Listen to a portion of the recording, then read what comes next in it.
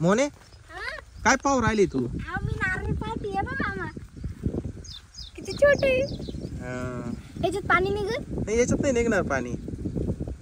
मोठं झाल्यावरच निघतं हा ना? मग हे नारळ मोठं व्हायला पाहिजे. मला वाटलं पाणी निघल. तुझी मामी कुठे? ते का तिकडे भाजी निसू राहिल्या. भाजी घेऊ राहिल्या का निसू राहिल्या? निवडू राहिल्या. निवडू राहिल्या. घेऊ राहिल्या. चल, आपल्या ऊसामध्ये मेथीची भाजी लावलेली आहे, तर शीतल ती घ्यायला आली आहे. घरी बहुतेक भाजी शिल्लक नव्हती.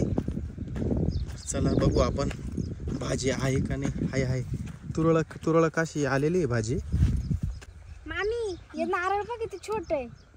नारळ, हा पिल्लू पडलाय नारळाचं. चल, हे वांग्याची झाडं लावले ना? तर मला मुंगी चावल्या. ये बाय मुंगी, ये बाय. घ्याकडे मुंगे वावरात. ये बाय मुंगी चावली. या वावरामध्ये ना मेथीची भाजी या ऊसामध्ये लावली होती, तर तिथून आपण भाजी घेतली आत्ता. आज मेथीची भाजी करणार आहे आणि सोनी मोनीला पण एक जोडी देणार आहे मेथीची. त्यांना पण मेथी फार आवडती. माऊली तर शाळेत गेला, आज शाळेत जायची त्याची इच्छा नव्हती, पण मी म्हटलं जाय बाबा, घरी राहून काय करतो, शाळा शिकला पाहिजे. तेव्हा तो गेलाय शाळेमध्ये.